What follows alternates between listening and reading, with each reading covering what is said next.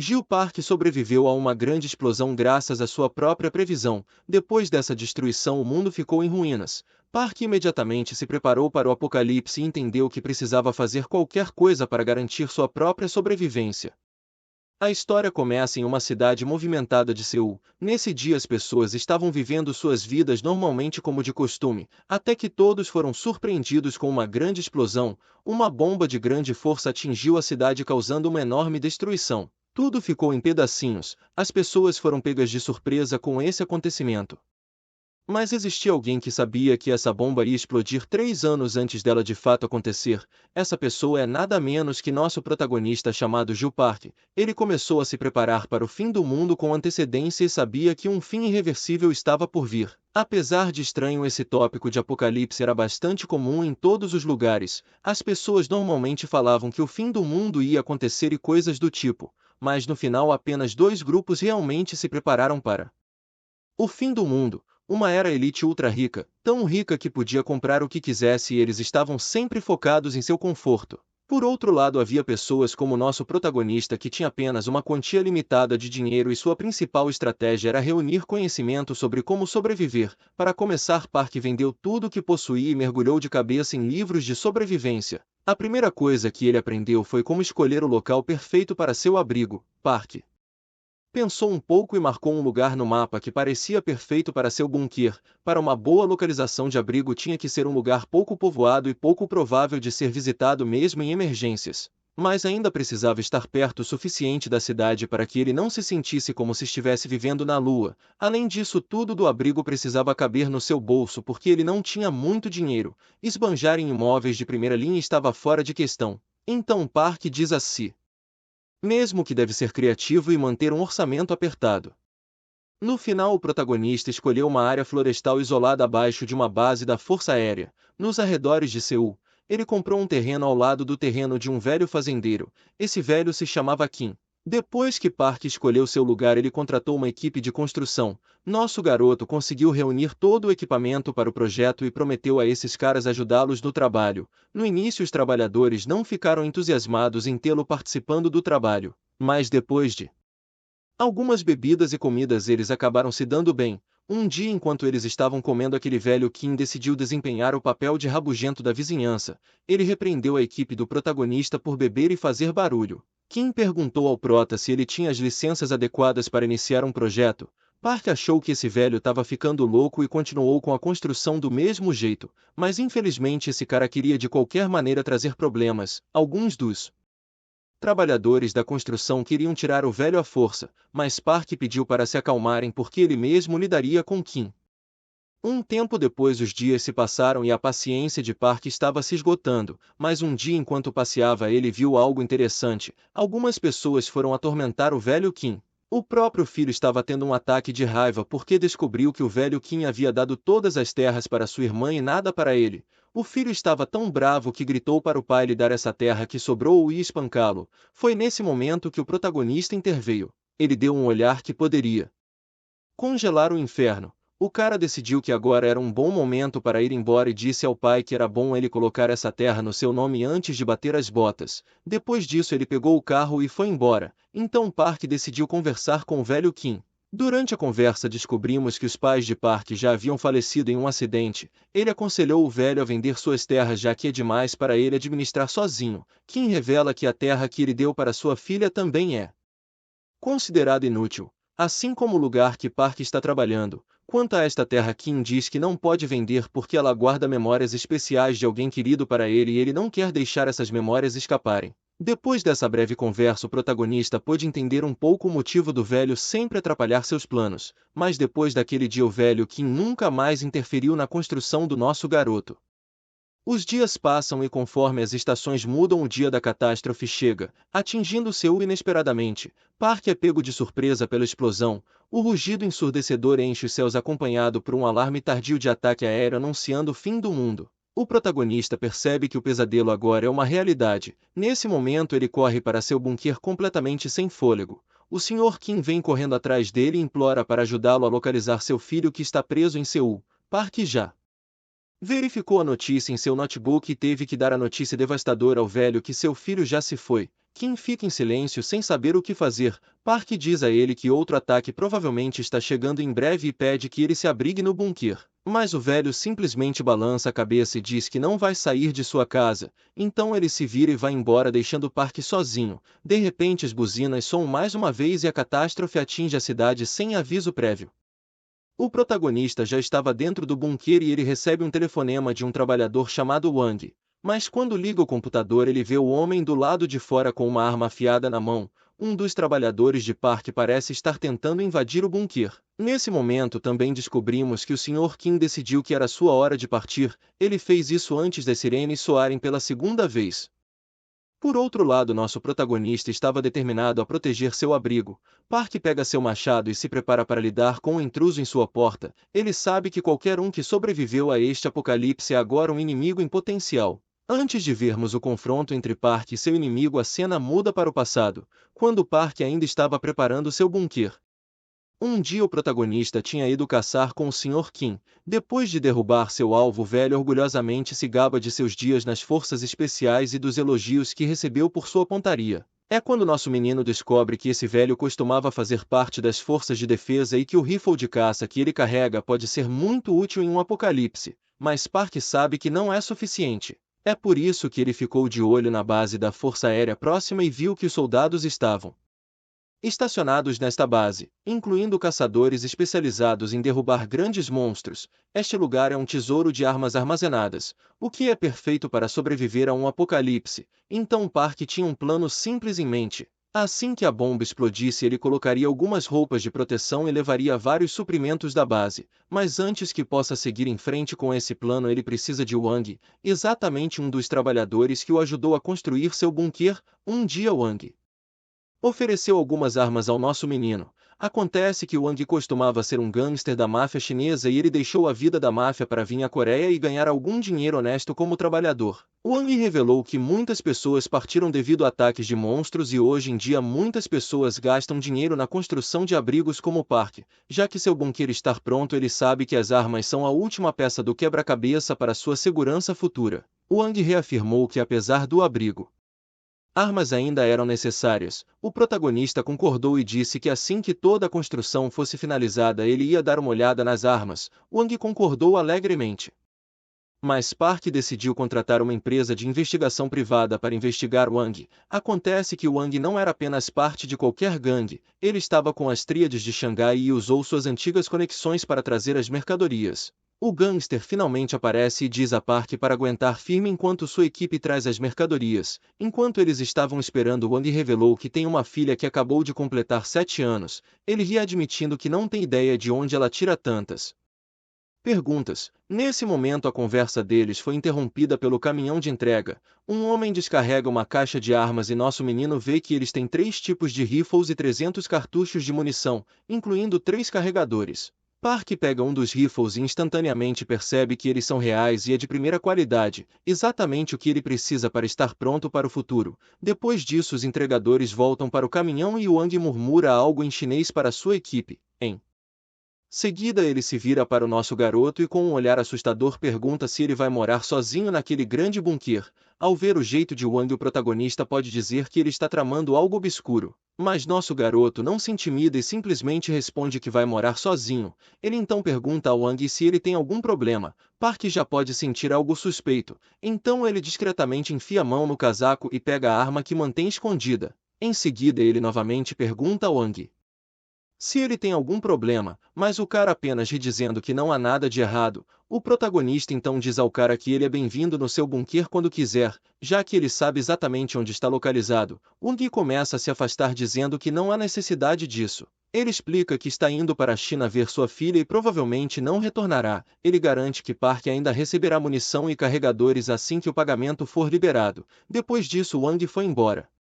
Agora voltamos para o momento atual onde as sirenes tocam e Park recebe um telefonema de Wang. Ele olha para fora e vê o cara parado ao lado do bunker com um machado. O protagonista tem certeza que agora que o apocalipse chegou, Wang precisa de armas e um lugar para ficar, o que torna este bunker o refúgio seguro perfeito para ele. Park finalmente atende a chamada e o cara diz que trouxe os carregadores e munição. Nosso garoto, ouvindo isso, pega seu machado e se dirige com confiança para Entrada do bunker. Já que seu inimigo veio sozinho, nosso menino acha que pode lidar com ele facilmente. Nesse momento os dois estão cara a cara. Wang não perde tempo e ataca Park com seu machado, mas o protagonista evita o ataque e balança seu próprio machado de volta. Um golpe foi suficiente para parar Wang. Park deu um segundo golpe na cabeça para garantir que o homem não se levantaria. Wang começa a implorar por misericórdia, agarrando as pernas de Park e implorando para ser deixado viver.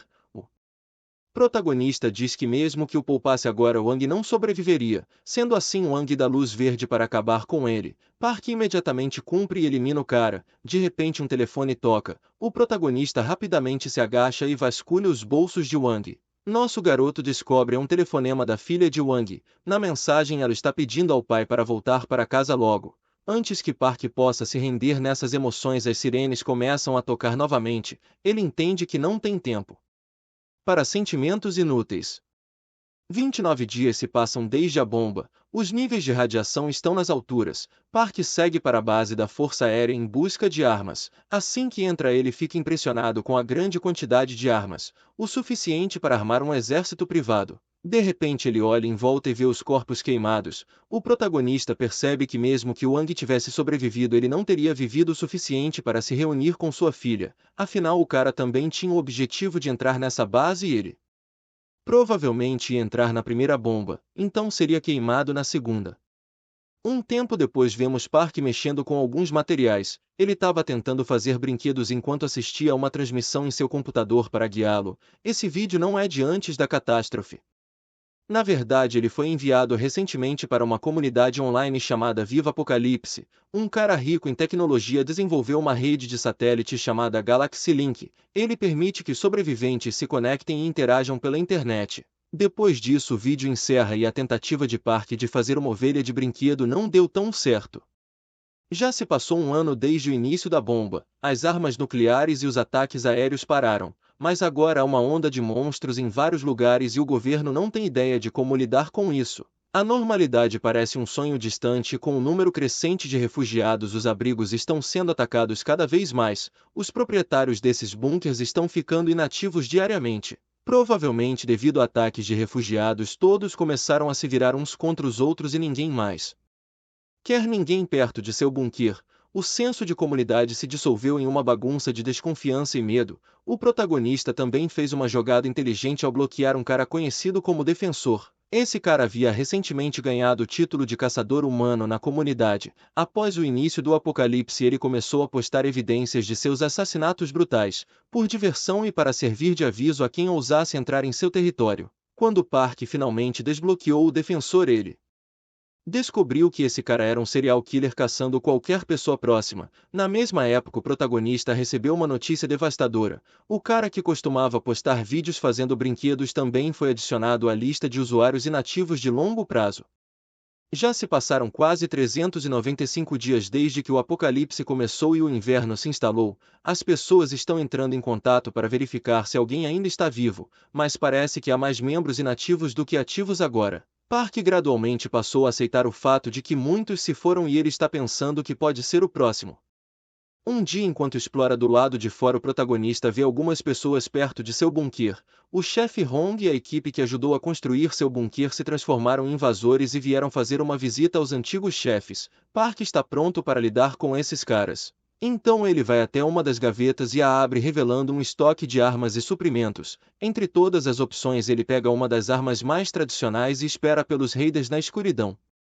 No dia seguinte, os capangas do lado de fora se preparam para a ação, mas ficam confusos ao encontrar as portas do bunker abertas. Um deles suspeita que possa ser uma armadilha, então o chefe Hong diz a um de seus lacaios para investigar. 2 lacaios avançaram cautelosamente e logo descobriram caixas de cigarros. O lacaio rapidamente relata que algo parece estranho. O chefe Hong pergunta se eles podem sentir o cheiro de cadáveres apodrecendo dentro. Ele começa a farejar alegando que não detecta nada do tipo, mas o chefe Hong insiste que eles continuem procurando com cuidado. Só então Park pula de cima e acerta um chute poderoso em um dos capangas, o fazendo colidir com seu próprio camarada. O outro capanga rapidamente começa a disparar, mas Park rapidamente joga seu fiel machado com precisão, acertando o soldado. Antes que o bandido restante possa reagir, o protagonista recupera o machado e impiedosamente o derruba sobre seu adversário.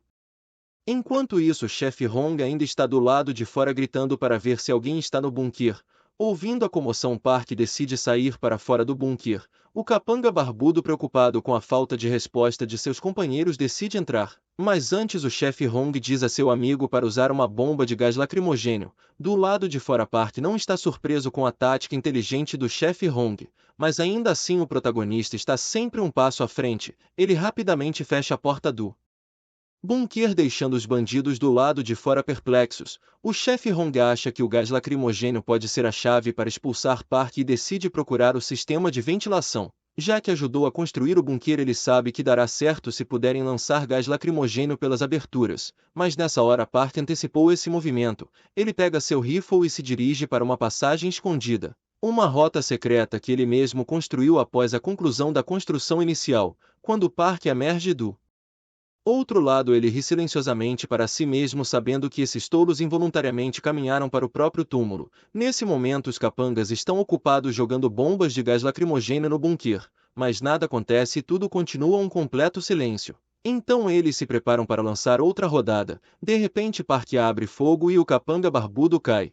Hong, vendo o que aconteceu, rapidamente levanta as mãos e se rende antes que seja atingido. Nosso menino rapidamente pergunta quantos deles ainda estão por aí e o chefe admite que é o último vivo. Em vez de relaxar, o protagonista apenas pressiona o cano da arma contra o chefe. Hong insiste que ele está dizendo a verdade e que havia um total de 5 pessoas, incluindo ele. Depois de um tempo, o protagonista faz Hong transportar os cadáveres de seus amigos para o caminhão. É quando ele vê algo e entra no caminhão para pegar um brinquedo de ovelha. Provavelmente foi feito por alguém que assistiu os vídeos daquele mesmo usuário que Park acompanhava as transmissões. Não demora muito para ele perceber que esses bandidos devem ter eliminado aquele fabricante de brinquedos. Nesse momento, o protagonista bate no chefe com a arma e exige que ele comece a falar e rapidamente. O que diabos aconteceu com o dono do brinquedo? Hong tenta dizer que foi um mal-entendido, mas Park bate no chefe novamente. Hong novamente fala que não machucou ninguém e acrescenta que havia apenas um cara lá. Quando eles entraram, o dono do brinquedo já tinha ido de base. Então eles saquearam todo o local e foram embora. Park diz ao chefe para levá-lo ao local. Depois de uma viagem tensa de 30 minutos, eles finalmente chegam a um bunker. Lá estava o corpo do criador dos brinquedos. Em seu rosto tinha uma mensagem informando que isso foi claramente o trabalho de alguém chamado Defensor. Nesse momento, Park lembra de quem era esse tal Defensor. Ele olha para o cadáver e se lembra das postagens do assassino sobre suas vítimas. Então nosso garoto planeja usar todas essas informações para descobrir por que essas pessoas foram eliminadas e que tipo de proximidade o Defensor tem em relação a elas. Nesse momento, Hong levanta as mãos novamente, perguntando se ele pode sair agora que fez o que lhe foi dito. O protagonista apenas aponta sua arma para ele, fazendo com que o chefe recue de medo. Hong rapidamente começa a balbuciar sobre ter filhos e como eles ficarão órfãos se algo acontecer com ele. Mas Park deixa claro que não vai deixar ninguém vivo, especialmente porque eles sabem onde fica sua casa. Em seguida, Park diz que falar sobre filho é uma das desculpas mais esfarrapadas que ele já ouviu 1 milhão de vezes antes. Com isso, ele puxa o gatilho, adicionando outro cadáver à pilha. Depois de meses, os dias quentes finalmente chegam. Para alguém que mora em um bunker que nem Park, estes dias são um tratamento especial. Você pode esquecer preocupações e apenas aproveitar o sol, mas é claro que relaxar em um mundo pós-apocalíptico ainda traz seus riscos. Nesse momento, Park vê claramente um drone. Um usuário apelidado de Donta revelou na internet que estava sendo vigiado por um drone enviado pelos raiders e agora eles estão tentando invadir seu abrigo. As atividades dos invasores próximos foram publicadas em uma série de artigos na forma de diários de sobrevivência. O post foi um pouco preocupante. Todo mundo percebeu que as táticas dos raiders estão evoluindo e eles podem ter contas no fórum. O que significa que as informações que podem salvar alguém também pode colocar outras pessoas em risco. Naquele dia todos aprenderam uma lição difícil. Você não sobreviverá se não puder revidar. Então as pessoas começaram a formar suas próprias comunidades para se preparar e se proteger contra o inimigo. Mas Park tem pensamentos bem diferentes do resto. Ele acha que você pode ser capaz de parar os raiders 1 ou 2 vezes, mas o verdadeiro problema é o egoísmo humano. Os grupos tendem a torná-lo mais perceptível e tudo acaba quando uma grande força aparece. Os conflitos armados devem ser o último recurso. Para o protagonista, ficar escondido é o que realmente importa. Nesse sentido, a área que ele escolheu é perfeito, já que é um pedaço de terra desolado onde raiders e andarilhos não têm motivos para ficar por perto. Além disso, há uma matilha de cães selvagens mutantes que mantém a maioria das pessoas afastadas. Ninguém ousaria pôr os pés aqui por medo.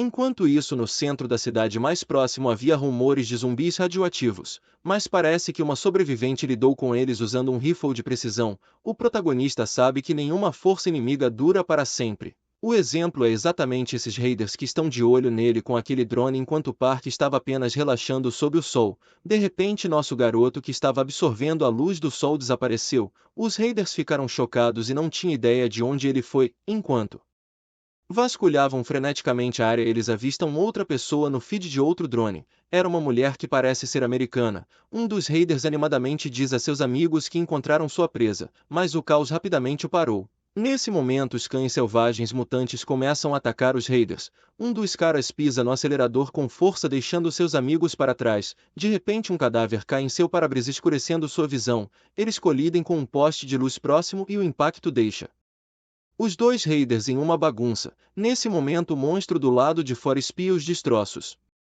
Um tempo passa e já faz 458 dias desde o começo do apocalipse. As notícias sobre os raiders se tornaram virais. Esta notícia já tem uma semana e foi na época em que o post de Dontan tinha acabado de ser lançado. Agora a comoção causada pelas postagens de Dontan já havia diminuído um pouco. No começo, nosso menino Park pensou que era apenas um cara tentando chamar atenção. Nesse momento, Dontan revelou que ele está realmente em perigo desta vez e admitiu que mora em Gwangju. Agora, pelo menos 5 pessoas em sua porta, e ele está implorando por ajuda a qualquer pessoa que mora próximo. Donta acrescenta que se ninguém vier salvá-lo, ele vai explodir todo o lugar. A maioria das pessoas pensou que era apenas mais uma postagem de troll, porque Donta já havia sido rotulado como um buscador de atenção na comunidade. Então ninguém respondeu ao seu apelo. De repente, os raiders finalmente invadiram seu quarto e Donta estava em lágrimas. Ele foi fiel à sua palavra e explodiu o lugar inteiro.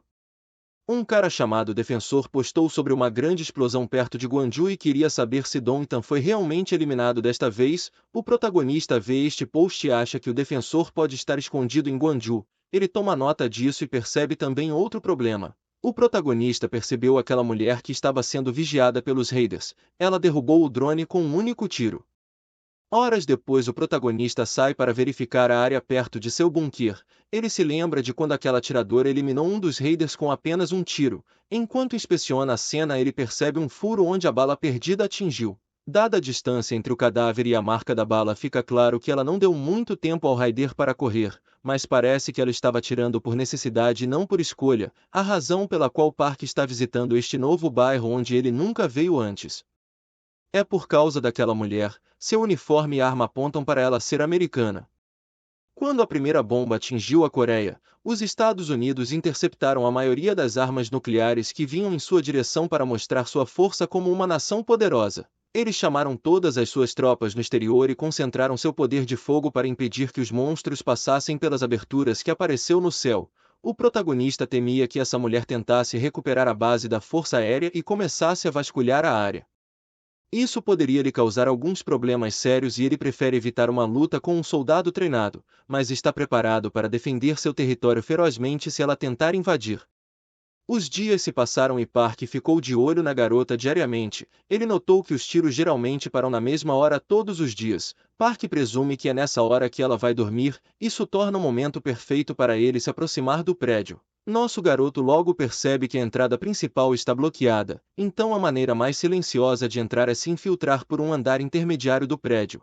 Depois de pular, o protagonista se engancha em uma varanda. Ele respira fundo e dá o salto. Pousando com segurança no chão, nosso garoto rapidamente saca sua arma e se move cautelosamente pelo prédio. Ele não vê ninguém por perto e fica alerta enquanto continua subindo. Em seguida, Park abre a porta com cautela e vê alguém debaixo dos cobertores.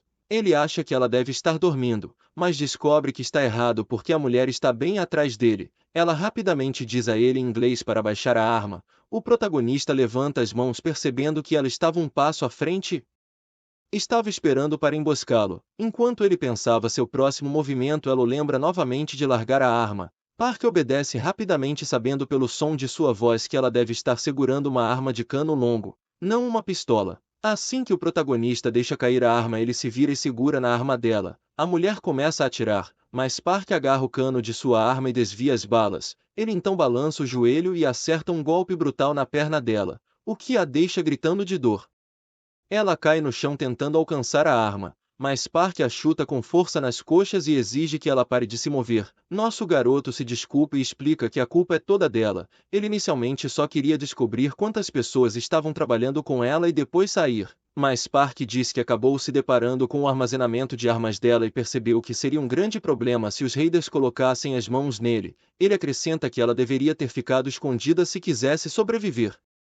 Nesse momento eles ouvem um barulho e a mulher grita para que alguém fique para trás. Quando Park se vira, ele vê outra garota, mas precisamente uma criança que chama a mulher de mãe. Park ficou chocado ao perceber que há uma criança envolvida. A mulher, por outro lado, rende os dentes em agitação e rapidamente revida, fazendo o protagonista recuar. Ele rapidamente aponta sua arma antes que ela faça um movimento, mas em uma reviravolta surpreendente ela o ignora completamente e corre em direção à filha. O protagonista esperava que ela pegasse aquela arma e começasse a atirar nele, mas ficou visível que ela só queria proteger a filha. Park chuta a única arma da mão da mulher, avisando que mora nas proximidades e a aconselha a não ir lá se quiser sobreviver. Parece que a garotinha entende coreano e ela traduz as palavras de Park para sua mãe. Então a mãe olha para nosso garoto e pergunta se ele tem algum remédio. Em seguida a mulher levanta a perna da calça para revelar uma ferida. Park finalmente entende por que seus movimentos eram tão lentos. Ele joga para ela alguns anti-inflamatórios e diz que este medicamento é uma compensação por invadir seu território. A mulher olha para o remédio e diz que precisa de algo mais forte como entorpecente. Park responde que isso é tudo que ele tem e que ela não deveria estar usando coisas pesadas. Ele então aponta para a garota e pergunta se ela pode realmente falar coreano. A partir desse dia, Park começa a dar leite desnatado e analgésicos à mãe e à filha em um ponto de encontro. Nos últimos dias o som dos tiros aumentou visivelmente. A julgar pelo tiroteio unilateral, não parece uma batalha. A maneira como ela pediu desesperadamente os medicamentos fez com que Park tivesse certeza de que ela atingiu seu ponto de ruptura. Ele suspeita que esses tiros podem não ser para manter os invasores afastados, mas um sinal da loucura que ela está enfrentando. De repente, o protagonista vê um flash de luz do prédio onde a mãe e a filha estão hospedadas. Parece código Morse e ele acha que é um convite para se encontrar. Minutos depois ele se aproxima e logo encontra a garota que lhe diz que sua mãe adoeceu. Park a segue até o prédio e é atingido por uma visão inesperada. A mulher enfeitou o lugar com todos os tipos de coisas americanas estereotipadas. Parece que ela encontrou algum conforto nesses itens depois de parar de usar entorpecentes. Nesse momento Park verifica sua ferida e percebe que ela tem sido constantemente atacada por raiders que são atraídos pelo tiroteio, o que a impediu de tratar adequadamente sua perna. Logo a mãe e filha rapidamente se abraçam. A mulher revela que quer manter contato com amigos e família, mas está tão longe de casa que até mesmo pensar em conversar com eles parece impossível. Lágrimas caem enquanto sua filha tenta oferecer conforto. A mulher então pergunta a Park novamente se ele tem entorpecentes fortes e diz que ela precisa. O protagonista se recusa a dar a ela qualquer coisa desse tipo e diz que escapar da realidade não ajudará. Em vez disso ele se oferece para ajudar reduzindo o número de problemas, mas já avisa que vai precisar emprestar algumas de suas armas. O tempo passa e o protagonista escolhe um dia chuvoso para agir. A chuva diminui a visibilidade e o clima frio faz com que as pessoas se amontoem, tornando-as alvos mais fáceis. Ele dá uma olhada nos raiders e vê que eles têm uma vantagem numérica. Mas Park não está ligando e os ataca antes que alguém possa reagir. Ele continua disparando enquanto os raiders correm desesperadamente por suas vidas. Nosso garoto aproveita o caos para mirar como um louco para todos os lados. Ele mantém seu ataque até que alguém finalmente responda. A bala do inimigo passa zunindo por sua barriga. Nesse momento os raiders começam a revidar, mas o protagonista desaparece rapidamente. Os raiders estão completamente sem noção do que está acontecendo e imaginaram que estavam sendo emboscados por muitas pessoas. De repente um soldado é atingido e cai. Park sai das sombras e diz que embora a luz possa parecer segura, na verdade ela torna todos um alvo fácil. Nesse momento, com seu machado pronto, ele se move acaba com mais um raider. Depois de terminar o trabalho, nosso garoto leva a mulher e filha para seu bunker. A garota curiosa pergunta por que o banheiro fica no meio da casa. O protagonista fica um pouco irritado e simplesmente diz a ela para ficar perto de sua mãe. Mas a garota continua bisbilhotando as gavetas e isso realmente irrita Park, mas ele continua cuidando da mulher e diz a ela que seguiu as instruções do vídeo, então ela deve estar pronta para ir agora. Mas mesmo depois de receber tratamento a mulher ainda se sente desconfortável. Park entende que ela ainda está sofrendo por estar em um país que não é seu e correndo risco de vida. Nesse momento ele se lembra que há uma coisa que ele pode fazer para ajudá-la a se curar emocionalmente. Nosso garoto lembra que tem mídia social. Ela pergunta o que é e se está conectado ao mundo exterior. O protagonista explica que é um fórum em inglês chamado Viva Apocalipse e pede que ela escreva algo. Nesse momento a mulher começa a digitar e quando recebe uma resposta só falta pular de alegria por finalmente falar com alguém americano. É uma conexão significativa para ela. O tempo passa e eles chegam ao segundo Natal depois do apocalipse. Um ex-desenvolvedor de jogos criou um jogo de decoração de árvores. A árvore de Parker está vazia porque ele não é muito conhecido. Mas as árvores de usuários mais populares são enfeitadas com comentários e decorações. A árvore que vemos agora pertence ao defensor e todos os comentários estão o chamando de assassino. Isso apenas coloca um leve sorriso no rosto de Parker.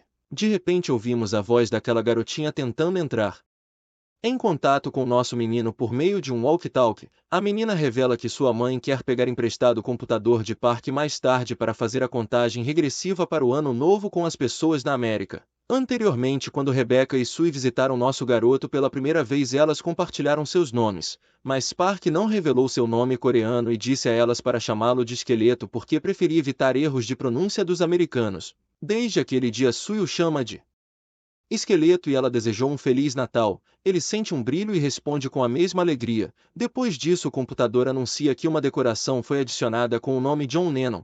Este nome soa familiar para ele, o que o surpreende porque ele não esperava vê-lo novamente.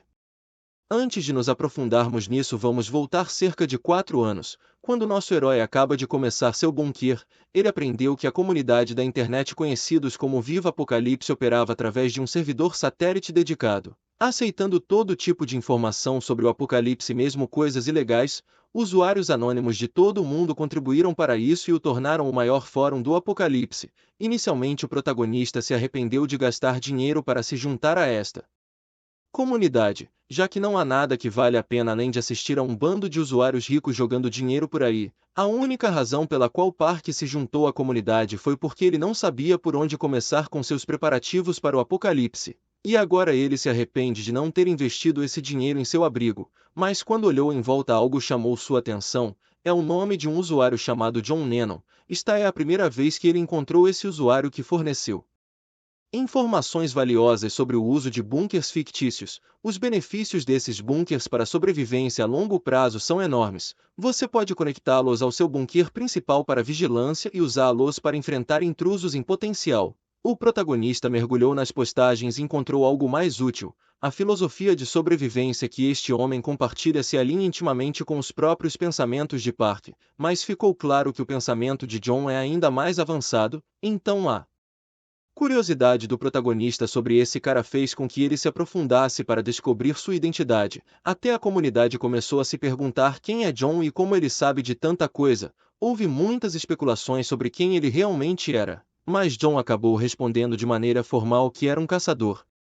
Você também pode estar curioso para saber o que é um caçador. Há uma década atrás, fenômenos estranhos chamado Fenda apareceu em todo o mundo trazendo monstros. Para combater essas coisas, o governo estabeleceu filiais para lidar com a ameaça. E esses especialistas eram conhecidos como caçadores. Acontece que nosso protagonista também fazia parte dessa equipe de caçadores, o que explica suas habilidades de combate excepcionais, mas as identidades dos caçadores de alto escalão eram consideradas segredos de Estado. Entre ao ver a licença de John, o protagonista pode dizer que ele não está nesse nível superior, mas suas postagens lhe renderam credibilidade com uma riqueza de conhecimento. À medida que John ganhava popularidade e influência, ele também atraiu alguns inimigos que tentaram minar suas postagens. Apesar de suas tentativas fracas, a reputação de John permaneceu intacta. Um dia John inesperadamente revelou seu rosto. Isso causou uma grande reação e todos se voltaram contra ele.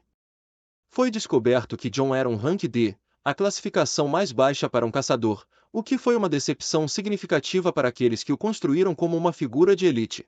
O protagonista não entendeu por que John teve que revelar seu rosto e achou que ele poderia só ter continuado postando anonimamente, mas nosso garoto logo notou que John não estava satisfeito. O homem acabou marcando um encontro com o pessoal da comunidade. Park também foi ao local designado onde John cumprimentou-a todos com um sorriso caloroso e revelou seu nome verdadeiro, que era Gu Sang. Atualmente ele está trabalhando como caçador. No encontro 10 pessoas apareceram incluindo Park. John disse que estava de dieta e pediu à garçonete para servir comida para 9 pessoas. Mas a garçonete insistiu que ele tinha que comer se quisesse continuar sentado lá. Então ele acabou pedindo 10 porções. Quando a comida chegou, todos se divertiram. Apesar de suas alegações de dieta, John comia e bebia como se não tivesse uma refeição adequada há dias. Não demorou muito para que os participantes mais velhos e ricos saíssem com rostos desapontados, provavelmente por causa de sua falta de profissionalismo. Depois que a quantidade de gente diminuiu, John revelou que ia ter uma batalha em breve e que a China provavelmente seria a primeira a começar. Ele explica que há muitas fendas para o mundo lidar. Agora, junto com muitos conflitos internos, os superiores estão dizendo que está fora de controle. Parece que nosso protagonista ficou simplesmente desapontado ao ouvir isso porque a informação que John compartilhou era algo que as pessoas poderiam ter descoberto mesmo que não fossem caçadores, e estava quase meio ano atrasado. John então pede a todos que se apresentem. Park se apresenta como esqueleto. John pergunta sobre o progresso na construção do seu bunker, então nosso menino explica que teve alguns problemas e está achando difícil conseguir que uma empresa confiável instale um tanque de combustível. John concorda dizendo que é difícil encontrar alguém confiável. Ele admite que também não consegue pensar em ninguém de cabeça. Park não esperava que ele conhecesse ninguém dada sua falta de habilidades e conexões, mas ele é surpreendido quando John se oferece para ajudar a investigar isso para ele. John declarou com confiança que poderia encontrar alguém para ajudar com o problema do tanque de combustível se fizesse algumas ligações. Ele rapidamente discou um número e entrou em contato com seu chefe perguntando se eles conheciam alguém que trabalhava com tanques de combustível.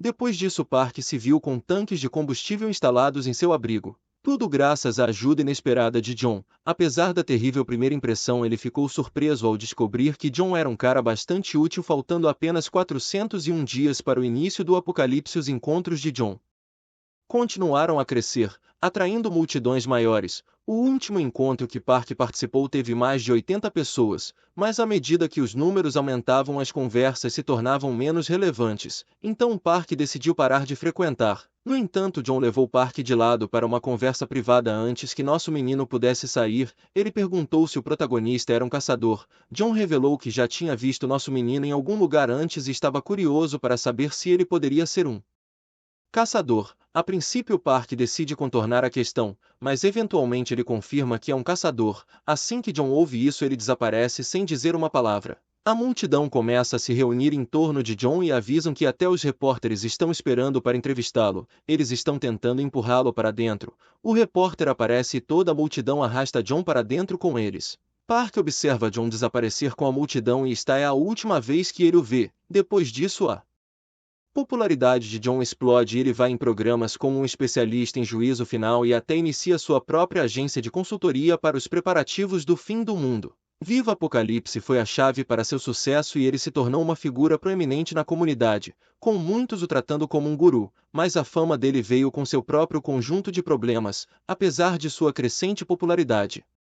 Ele enfrentou intensa investigação. Alguém investigou seu passado e o acusou de plagiar informações do Conselho da Europa. Como resultado, a imagem cuidadosamente construída de John foi destruída e ele rapidamente se tornou um inútil dentro da comunidade. Sua reputação foi desmantelada pelas mesmas pessoas que antes o reverenciavam. Em vez de lutar contra as alegações, John postou uma resposta curta. Ele simplesmente respondeu com a frase "sua mãe".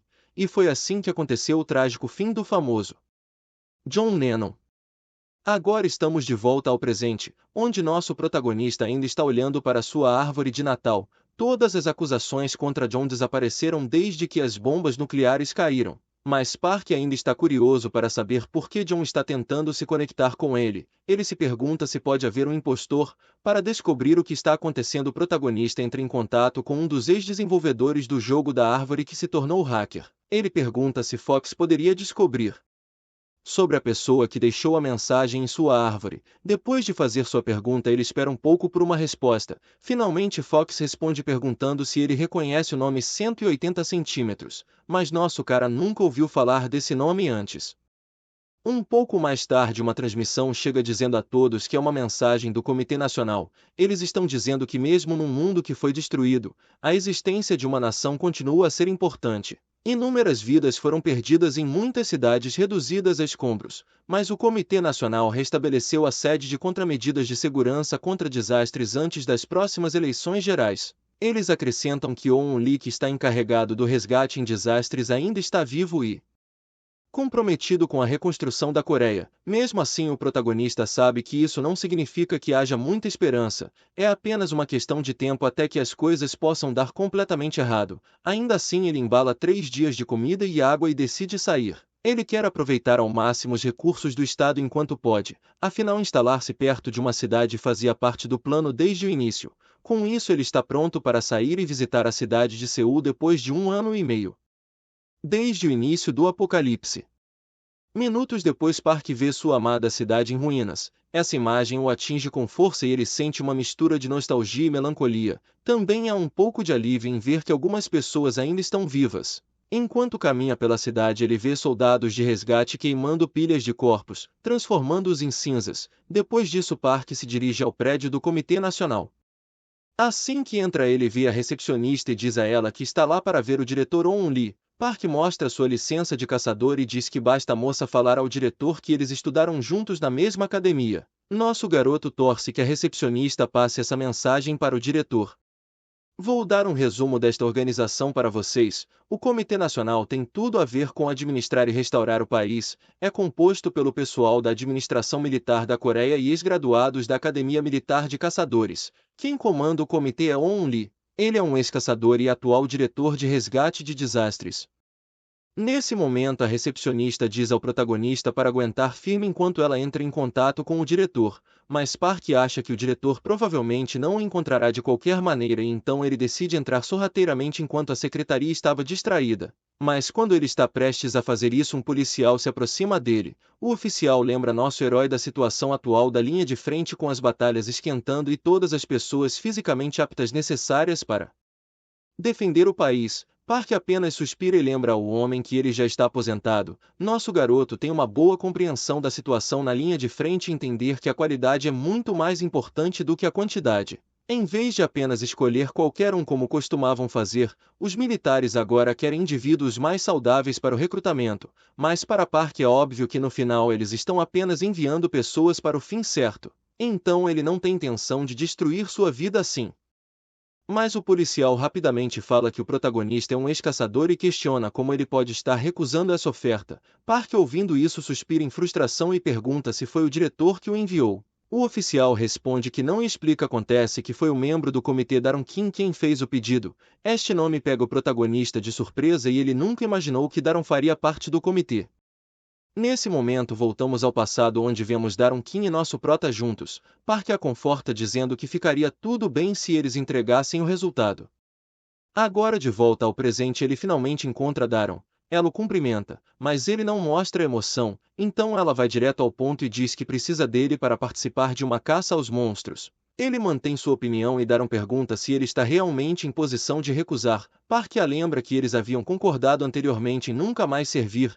Ela então solta a bomba de que esse pedido também vem do interesse do diretor Oun Lee. Park pergunta o porquê. Então Daron explica que Oun não guarda rancor contra ele e está muito ocupado lidando com outras coisas para se preocupar. Ela tem certeza de que nosso menino está bem ciente das linhas de frente das lutas diárias. Park obviamente sabe exatamente o que está acontecendo lá fora. Talvez até mais do que gostaria e isso só o deixa triste. Daron pede desculpas por trazer à tona memórias tão duras e depois pergunta se Park já ouviu falar do grupo A Tempestade. Ela explica que o presidente Jae Papum mobilizou seus funcionários e criou o grupo Tempestade para enfrentar o máximo do problema deles. Mas infelizmente eles ainda não têm mão de obra suficiente e pediram sua ajuda, mas ela já está muito ocupada e não tem mais ninguém de sobra. Então ela diz a Park para ir lá e resolver, encenar. Se ele faz isso, ela promete que vai garantir que ele não seja enviado para a linha da frente. Park concorda rapidamente e olha profundamente em seus olhos, percebendo que enquanto todo mundo ela permanece a mesma de sempre. Ele diz a ela que entrará em contato novamente. Enquanto isso, há um burburinho na comunidade sobre o que acontecerá com o chaebol se o mundo entrar em colapso. Um chaebol é um grande conglomerado industrial controlado por uma família na Coreia do Sul. É um tópico que qualquer coreano ficaria curioso sobre o que eles vão fazer com sua riqueza neste mundo confuso. De repente alguém diz que o esconderijo do presidente Seol-jo foi encontrado. Acontece que eles construíram um ecossistema inteiro em suas propriedades. É óbvio que foi para viver uma vida pacífica. Park acha fascinante que com trilhões você possa definitivamente fazer algo assim, abandonar o grupo e o status construídos ao longo da vida para proteger a vida e os entes queridos é uma escolha racional em um mundo em colapso. A maioria dos ricos fizeram o mesmo, mas como sempre tem alguém como o presidente Papum que é uma daquelas pessoas ricas que não quer abandonar seus funcionários em sua fábrica, ele fundou este grupo conhecido como Tempestade, inclusive o encontro do protagonista foi marcado para um mês após seu encontro com Daron. A sede da Tempestade foi projetada e construída por arquitetos britânicos de classe mundial. Infelizmente foi interrompida por explosões nucleares. Por causa disso, Park tem que pegar um elevador apertado e ao ar frio. Ele chega do lado de fora da sala de reuniões executiva e reflete sobre como naquela época este era um lugar que apenas a elite tinha permissão para entrar. Ao entrar na sala, o protagonista percebe que todos estão sentados como de costume. O presidente Papum nem se preocupa em si virar. Um cara de óculos se aproxima de Park e revela que sabe que ele costumava ser um caçador. Nosso menino o cumprimenta prontamente e o homem vai direto ao ponto perguntando sobre sua posição. Nosso prota fica um pouco surpreso ao ver como esse homem nem se preocupou com as formalidades, mas ele respondeu que é rank D. O homem de óculos investiga as experiências passadas do Park. Nosso garoto apenas contou tudo de sua imaginação porque a maioria de seus registros foram destruídos de qualquer maneira, então ninguém pode dizer se ele está mentindo. Depois que o homem termina de traçar o perfil de Park, ele diz para esperar do lado de fora por enquanto. O protagonista obedece e percebe que tudo o que ele precisa fazer é jogar junto e se misturar. Assim como Daron lhe disse para fazer. De repente uma mulher se aproxima de Park e diz que ouviu que ele é um caçador. Ela pergunta se isso é verdade. Quando Park confirma, ela explica que um grupo de zumbis apareceu perto de uma fábrica administrada por Papum e eles reuniram algumas pessoas para responder, mas há um limite para o que os não profissionais podem lidar, então solicitaram apoio militar do comitê. Infelizmente a maioria das pessoas que protegiam a fábrica faleceram. A mulher acha irônico que mesmo em uma situação tão terrível as pessoas sejam sacrificadas pelo bem da empresa. Ela se pergunta que tipo de glória eles acham que ganharão com a lealdade da empresa em um mundo em ruínas. Para ela parece que eles perderam a cabeça. Nesse momento a mulher agarra suas mãos e revela que seu pai ainda está na fábrica. O nome dele é Ji-chan e ela implora que o protagonista o salve. Ela promete recompensá-lo de qualquer maneira que puder desde que ele traga seu pai de volta. Logo o homem de óculos chama Park e diz a ele para segui-lo. O protagonista pergunta para onde eles estão indo e o homem simplesmente diz que descobrirá em breve. Antes de seguir, Park concorda em ajudá-la e diz que fará o seu melhor, embora ele aconselha para não esperar milagres já que caçadores não são deuses. Park reflete sobre o quanto a economia da Coreia depende de suas rotas marítimas. Algumas empresas conseguiram se manter, mas sua queda parece inevitável devido aos monstros. O grupo Tempestade não é exceção. Nosso herói fica impressionado com o arsenal que inclui tanques de quinta geração. É claro que quando os ultra-ricos decidem construir um exército pessoal eles não se seguram. Enquanto Park observa a configuração impressionante, um cara se aproxima e saúda seus superiores. Este recém-chegado se apresenta como Sang-min, um ex-caçador e membro do Congresso que supervisionará a operação. Park acha intrigante que ele esteja no Congresso e nem mesmo tenha mais de 40 anos. Acontece que ser um caçador é considerável um item de maior prestígio no currículo e é por isso que Sang provavelmente foi eleito membro do Congresso. Nesse momento todos se reúnem em torno de Sang, que propõe implantar todas as suas tropas desde o início. Mas então alguém aponta que existem milhares de zumbis na fábrica e menciona que foi Sang quem adiou essa operação em um mês. Sang explica que o atraso foi estratégico e, de acordo com sua pesquisa, os zumbis têm uma vida limitada porque eles consomem nutrientes para se manterem ativos. Enquanto estão ativos só podem durar cerca de um mês, portanto os zumbis na fábrica devem estar indo de base de fome ou perto disso. Os monstros do tipo necromante não serão uma grande ameaça sem seus lacaios zumbis, e eles devem ser capazes de lidar com isso com seus tanques. Todo mundo está impressionado com essa visão da expectativa de vida dos zumbis, então eles se voltaram para o presidente do grupo Tempestade e pediu sua opinião.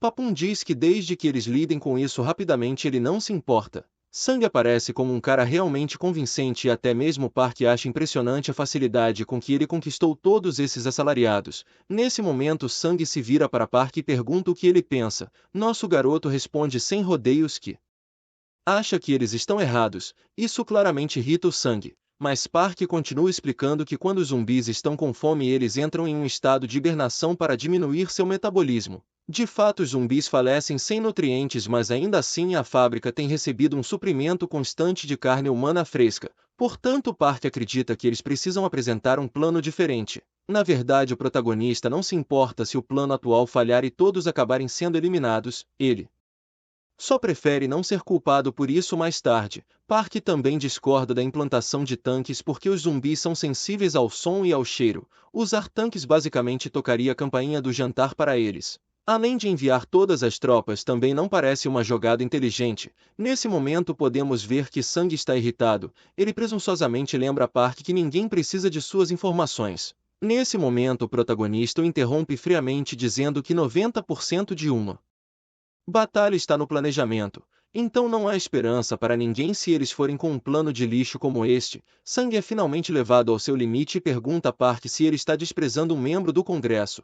Nosso garoto permanece calmo como sempre, não dando a mínima porque ele já conseguiu convencer Chan. Para quem não lembra, esse cara chamado Chan é pai daquela mulher que implorou ajuda ao protagonista, então a prioridade de Park é salvar esse cara. Nesse momento ele avisa Chan que recebeu um pedido de sua filha e quando ele der o sinal o cara deve sair rapidamente. O protagonista finaliza dizendo que o homem deve fugir porque ele sabe que a missão vai fracassar e Tia não deve perder a vida desnecessariamente. Depois de algum tempo finalmente chega o dia em que o teimoso Sang executa seu plano falho. Nesse momento os zumbis conseguem invadir alguns tanques e as armas não conseguem acompanhá-los. Sang está prestes a cagar nas calças gritando com seus soldados. Mas está claro que eles estão ferrados. Os monstros que saem dos portais são grandes demais para os tanques lidarem. Assim que uma divindade aparece o protagonista diz a Chan que este é o sinal e ele deve sair rapidamente. Nosso garoto sabe que os humanos ainda não foram feitos para lidar com essas feras. Após a missão Park volta para o escritório de Daron. Ela agradece ao herói e diz que tudo deu errado pelos planos falhos de Sang. Em seguida Daron então menciona que o presidente queria se encontrar com Park e pergunta se ele tem alguma ideia do porquê. O protagonista não tem certeza, mas acha que o presidente quer um substituto para Sang. Nesse momento o protagonista finalmente entra na sala do presidente. Ele o cumprimenta prontamente e o presidente revela que olhou para a carreira de Park e está muito impressionado. Há até rumores de que o prestigioso Sang não conseguia se comparar a Park.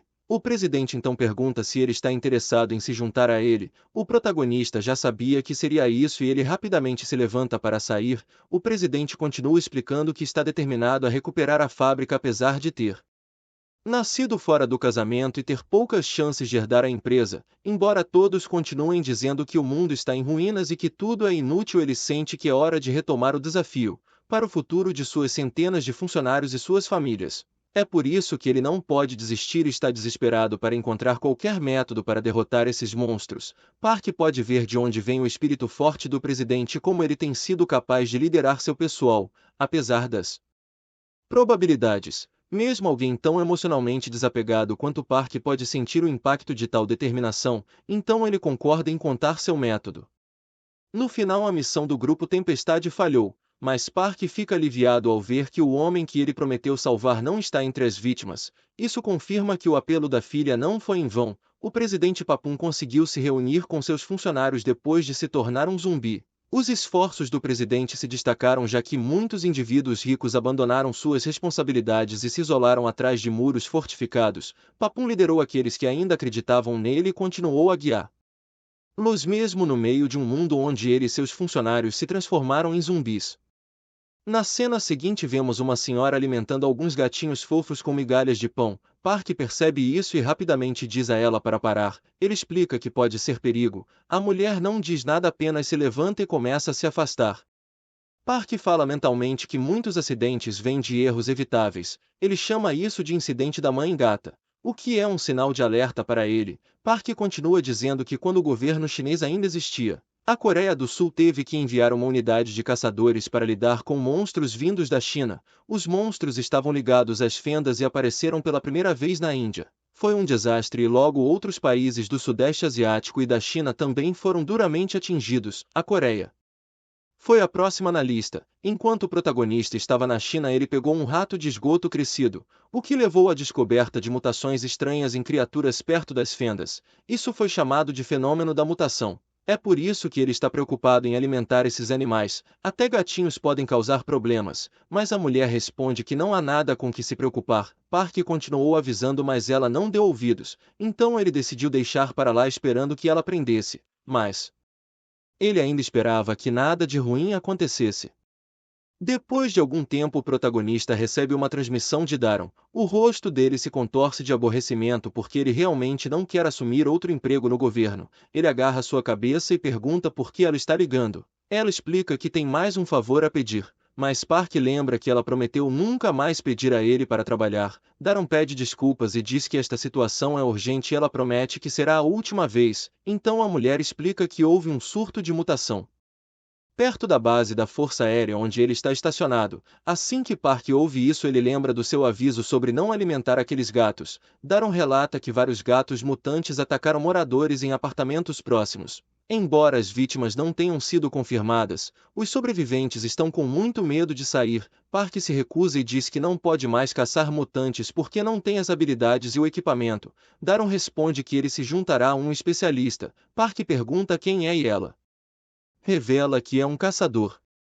No dia seguinte, Park conhece o cara que ele vai trabalhar. O homem se apresenta como um ex-caçador enviado pelo conselho e diz que seu nome é Baek Seung-gyu. Ele rapidamente reconhece o protagonista e menciona que ele também se formou na mesma escola. Seung fica surpreso ao ver Park aqui para esse tipo de trabalho, mas Park prefere evitar discutir essa parte de seu passado. Então eles vão direto para a cena, que está toda manchada de líquido vermelho, mas estranhamente não tem corpos. Seung explica que ele explorou a área e foi atacado, só que os mutantes fugiram depois de levar alguns golpes, já que ainda são essencialmente apenas gatos no coração.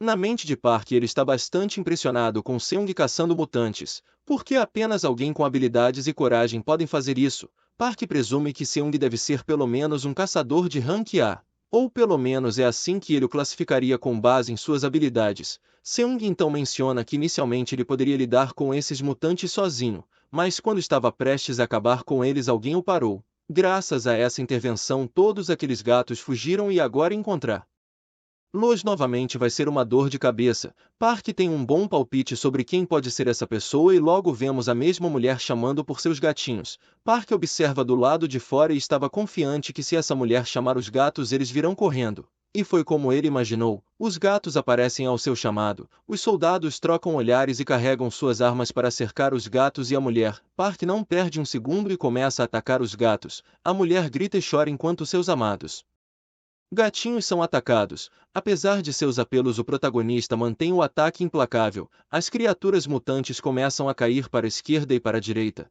Nesse ponto, a dor da mulher se transforma em raiva. Ela corre na frente dos gatos tentando protegê-los. Nosso garoto para de atirar ao ver a mulher parada diante dele. Nesse momento, Seung joga um explosivo em direção à mulher, mas logo antes de explodir em seu rosto, a cena muda para seu passado. Essa mulher já esteve sozinha quando esses mesmos gatos a encontraram e a levaram para um lugar seguro. Ela morava com eles e encontrou consolo em sua companhia. Essas memórias felizes contrastam fortemente com o caos atual. De repente, uma explosão acontece. Nesse momento, o protagonista dá a Seung um olhar irritado, claramente perturbado por sua abordagem fria. Seung apenas oferece um leve sorriso e encolhe os ombros. Ele diz que eles não podem se dar ao luxo de se entregar a emoções desnecessárias. Um tempo depois, a cena muda para um avião voando pelo céu.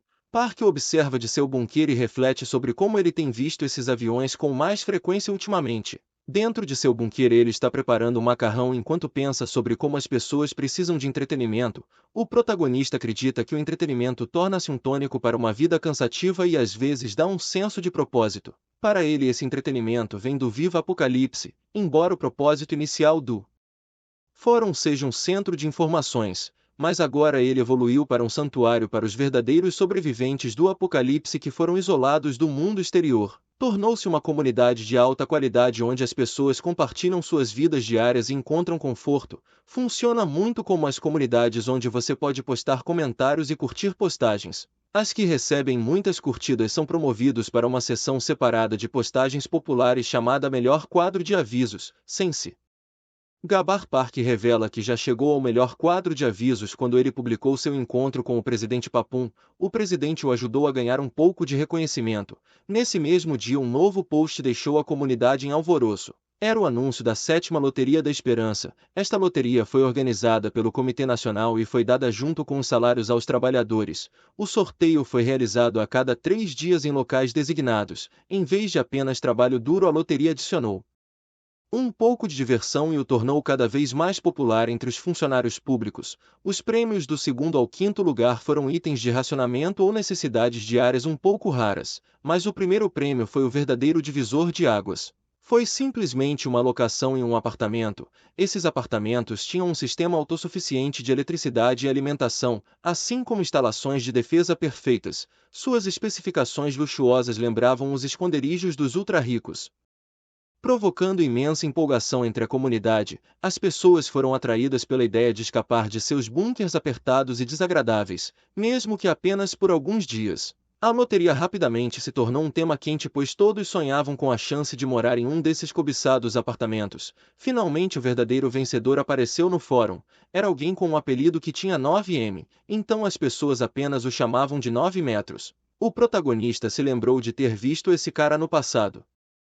Em reuniões da comunidade de John, naquela época M9 estava apenas grelhando carne silenciosamente, não fez muito barulho, mas depois de ganhar na loteria seu post explodiu de admiração. Era como se a recompensa subisse à sua cabeça e ele começasse a agir de forma poderosa olhando para todos como se fossem formigas. Sua nova atitude virou a comunidade contra ele e as pessoas ficaram furiosas. Enquanto isso Park permanecia cético. Ele não conseguia entender por que em uma época em que até mesmo reparos simples dependem de mão de obra pública. O Comitê Nacional de Emergência construiria apartamentos tão chiques apenas para um ganhador da loteria. Ele tem certeza de que a Coreia não tem recursos para simplesmente distribuir algo tão extravagante para pacificar o público. Então Park decide entrar em contato com Daron depois de um longo tempo. Ele diz que tem uma pergunta sobre a esperança e pergunta se o governo está realmente construindo apartamentos para distribuir ao público. A garota explica que a esperança é basicamente uma miragem. Ela explica que eles estarão se mudando para Jeju em breve e todos chegarão lá no máximo na próxima primavera. Afinal, não há mais esperança para eles aqui em Seul. Park percebe que é por isso que ele tem visto tantos aviões ultimamente. Ela o avisa para não discutir isso com mais ninguém porque deveria ser altamente confidencial. Nosso garoto percebe que a realidade é ainda mais dura do que ele imaginava. Parece que a capital está sendo abandonada. Nosso garoto percebe que durante todo esse tempo no bunker não há distinção real entre dia e noite, foram as mesmas refeições e preocupações monótonas. Ainda assim ele se sente um pouco aliviado por não estar em Seul e não ser deixado para trás sozinho. Park olha novamente para a postagem do ganhador da loteria e se pergunta se deve compartilhar o que sabe. Mesmo que Daron tenha dito especificamente a ele para não revelar nada, o protagonista imagina que se expor a verdade sobre a esperança e a reconstrução nacional, seu post seria tendência instantânea. Mesmo pensando isso ele decide ficar quieto.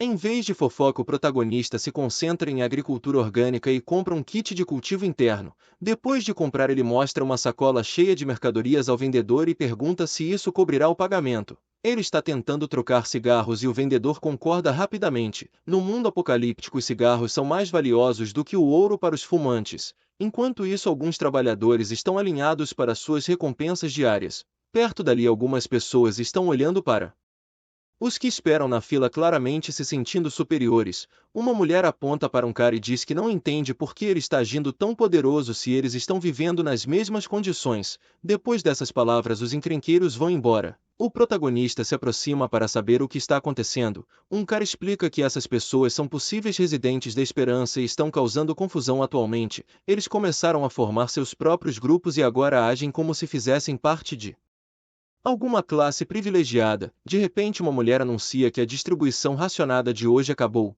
As pessoas na fila reclamam dizendo que ainda não receberam sua parte. A senhora severamente diz a eles para saírem porque a distribuição para essa região acabou. A multidão não está aceitando e protesta dizendo que vai acabar falecendo sem refeição. Enquanto isso, o caminhão com a comida acelera, deixando a multidão enfurecida para trás. Park vê a angústia e percebe como as pessoas estão sendo feitas de brinquedo em nome da esperança. O governo lhes dá falsas esperanças apenas para mantê-los aguentando um pouco mais.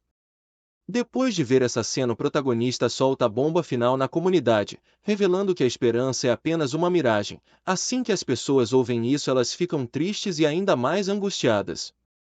Na próxima cena, voltamos ao passado, onde nosso menino finalmente deixa de ser um caçador. Um de seus amigos grita perguntando por que ele está indo embora e diz que vai ser muito difícil sem ele. Ele implora que Park volte e promete falar com as autoridades. O cara diz que nosso garoto só precisa suportar isso uma vez e as coisas certamente ficarão mais fáceis. Mas Park grita perguntando como seu amigo pode ter tanta certeza de que a situação vai mudar. Ele explica que ao ficar estará aprendendo seus subordinados neste inferno e vai ser impossível para eles escaparem no futuro. Desde aquele dia, qualquer um que tenha estado no campo de batalha sabe que tudo está basicamente acabado. Então o protagonista diz ao amigo para não impedi-lo de desistir. Finalmente King decide parar de importuná-lo e diz que está chovendo muito lá fora, então ele deve pegar um guarda-chuva. A frustração do homem é óbvia e Park pode notar isso em sua voz. O protagonista sai e diz a seu amigo para se certificar de sobreviver neste buraco infernal também.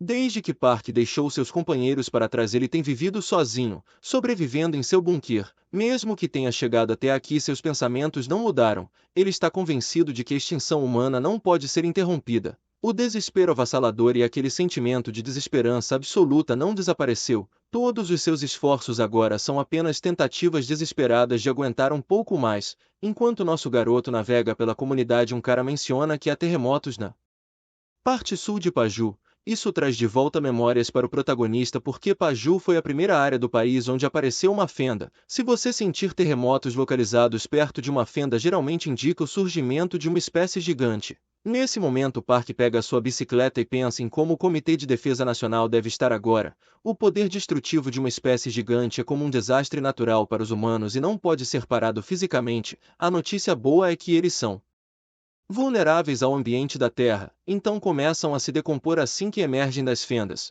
Quanto maiores eles são, mais rápido eles entram em colapso, então é melhor antecipar seu caminho e evitá-los. Nesse momento, nosso garoto sai de seu bunker e uma luz ofuscante o pega desprevenido. Era a luz do sol. Enquanto isso, dentro da sede do Comitê de Defesa Nacional, os funcionários estão correndo freneticamente como se um desastre estivesse prestes a acontecer. Park fica impressionado que o lugar está mais caótico do que o que ele esperava. De repente, um cara esbarra nele e derruba os papéis por toda parte. Park rapidamente o ajuda a reunir a papelada e o funcionário agradece. Em seguida, ele corre de volta para suas funções com os papéis em mãos. Enquanto o protagonista pegava os papéis, ele viu que um monstro do tipo Kraken é esperado. Kraken é uma das espécies gigantes mais comuns, geralmente assumindo a forma de um polvo, mas quando se sente ameaçado se transforma em uma forma blindada. A parte perigosa é seu raio, que pode penetrar em tudo e desintegrar quaisquer organismos vivos em nada. Quando o monstro do tipo Kraken apareceu perto de Tóquio recentemente, ele eliminou mais de 50.000 pessoas antes de ser destruído na província de Nagano. O protagonista percebe que o caminho esperado pelo monstro passa direto pela sua área. Se não tivesse visto, ele tem certeza de que estaria torrado. Nesse momento, Park vê uma mulher lá em cima que lhe diz para evacuar porque o caminho dos Krakens fica perto de seu bunker. Nosso garoto não precisa de nenhum empurrão extra porque ele já está ciente do perigo. Depois disso, ele corre de volta para seu bunker e pega seus suprimentos para evacuar. Ele então se lembra do aviso da mulher e decide que é crucial alertar a comunidade também. Então ele posta um aviso detalhado sobre o monstro do tipo Kraken e a necessidade de evacuar, mas seu post quase não recebe atenção, deixando Park se perguntando se seu aviso não é suficiente para fazer as pessoas prestarem atenção. Ele estica os braços e decide que é hora de evacuar porque já fez tudo o que pode. Antes de sair, ele liga para Sue e pede para ela avisar a mãe que precisa pegar o carro e sair o mais rápido possível. Sue infelizmente dá a notícia de que o carro delas quebrou e os motores não estão funcionando. Então elas estão presas. Isso levanta sérias preocupações porque o prédio onde Sue e sua mãe estão fica ao norte, bem no caminho do monstro. Não há tempo para um resgate porque o monstro está indo nessa direção. Não há nada que Park possa fazer para ajudar e também não quer arriscar sua própria vida. Então ele as aconselha a ir o mais longe possível para o sul. Sue concorda e antes que a transmissão termine ela o avisa que uma chuva forte é esperada amanhã. Então deseja boa sorte. Isso parte o coração do nosso herói porque ele lembrou daquele dia em que seu amigo o aconselhou a levar um guarda-chuva porque ia chover. Foi quando ele renunciou a ser um caçador e seu amigo provavelmente faleceu. Enquanto nosso garoto lutava com essa memória, ele toma uma decisão precipitada. Park diz a Sue para segurar e não cortar a transmissão. Ele promete que estará lá em 30 minutos ou menos. Então pede para Sue se preparar com a mãe e esperar por ele.